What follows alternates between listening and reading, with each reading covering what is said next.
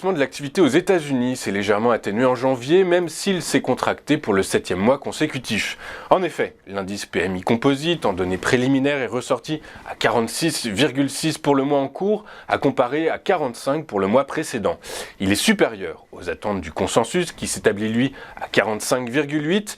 Il dépasse donc les attentes mais reste sous la barre des 50, indiquant une contraction assez nette de l'activité. Mais lorsque l'on s'attarde en détail sur ces données, il ressort que le prix des intrants pour les entreprises de services et les producteurs de biens américains ont augmenté d'un mois sur l'autre, et ce pour la première fois depuis mai dernier, ce qui laisse à penser que la Banque centrale américaine pourrait avoir besoin de maintenir la pression sur l'économie américaine avec une cible de son taux directeur qui irait au-delà des 5,1%. Dans la zone euro, l'activité, elle, a augmenté en janvier, et ce pour la première fois en 6 mois, selon des données publiées hier.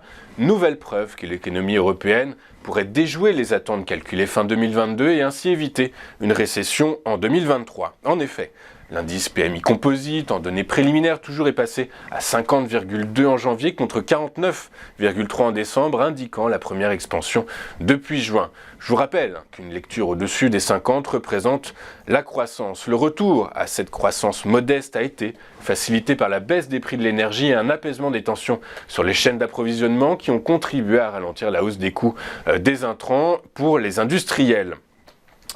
Aux États-Unis, alors que le Nasdaq retrouve des couleurs depuis un mois, les valeurs technologiques qu'il compose sont mises à l'épreuve du feu alors que vient de s'ouvrir la saison des résultats trimestriels. Hier soir, c'est Microsoft qui est passé sur le grill et qui a publié un chiffre d'affaires en deçà des attentes des analystes et une baisse importante de son résultat net. Le géant de la tech a en effet publié un chiffre d'affaires en timide hausse de 2% à 52,7 milliards de dollars sur le trimestre, alors que les analystes anticipaient des ventes un peu plus élevées. Le résultat net recule de 12% lui par rapport à la même période de l'exercice précédent, c'est-à-dire à 16,4 milliards de dollars. Ces résultats sont publiés quelques jours après que Microsoft ait annoncé 10 000 licenciements.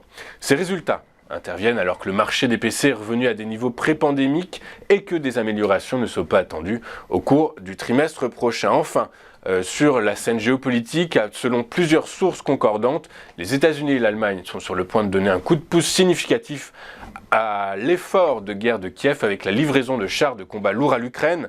Les deux puissances militaires devraient annoncer aujourd'hui qu'ils envoient des chars M1 Abraham pour les Américains et des chars Léopard 2 côté allemand. Inévitablement, Moscou a tensé les Occidentaux en rappelant que les livraisons d'armes offensives modernes à l'Ukraine aggraveraient la guerre, certains responsables russes allant jusqu'à menacer les alliés de Kiev d'une catastrophe mondiale.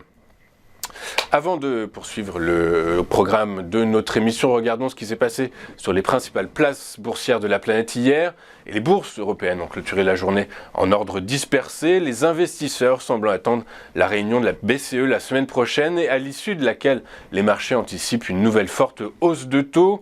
En effet, selon les économistes interrogés par Reuters, la BCE devrait procéder à une hausse de taux de 50 points de base lors des 2 réunions à venir. À Paris, le CAC 40 a grappillé 0,26% à 7050 points, le FTSE a lui cédé 0,35% et le DAX a concédé 0,07%. À New York, les marchés actions ont clôturé la journée pareil, en ordre dispersé, alors que la séance a été perturbée par un problème technique ayant affecté des dizaines de titres. Le Dow Jones a pris 0,31% à 33 733 points. Le S&P 500 s'est replié de 0,07% à 4016 points. Et le Nasdaq Composite a reculé, lui, de 0,27% à 11 334 points. Ce matin, en Asie, le Nikkei a clôturé sur un gain de 0,35% à 27 395 points. Et le Topix a pris, lui, 0,38% à 1980 points.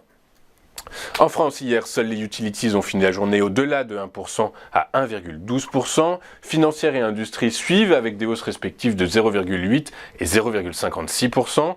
Parmi les principaux replis de la journée, nous retiendrons la santé qui a lâché 1,29% et l'énergie qui a marqué le pas à hauteur de 0,89%. OVH Group a réalisé la meilleure performance sur le SBF 120 avec un gain de 4,72% à 15,97 €. Solution 30 ferme la marche avec un repli de 4,64%. Le titre perd 8,85% sur les 5 dernières séances, passant de 2,12 € à 1,92 €. Les cours du pétrole ont reflué hier. Les doutes sur les orientations futures de la croissance mondiale Pesant sur la demande, le baril de Brent de la mer du Nord pour livraison mars 2023 a reculé de 2,34% à 86,13 $. Son équivalent américain, le WTI pour livraison, également mars 2023, a cédé lui 1,76% à 80,10 $. Enfin, du côté des cryptos, le Bitcoin recule de 0,73% à 22 764 $ et l'Ethereum, lui, a plié de 3,98% et s'est changé hier en fin de séance à 1562 $ l'unité. Nous allons marquer une toute première pause et juste après, nous vous ferons vivre comme convenu l'ouverture de la séance à Francfort, une ouverture en direct et décryptée par Eric Seban. À tout de suite sur Téléfinance.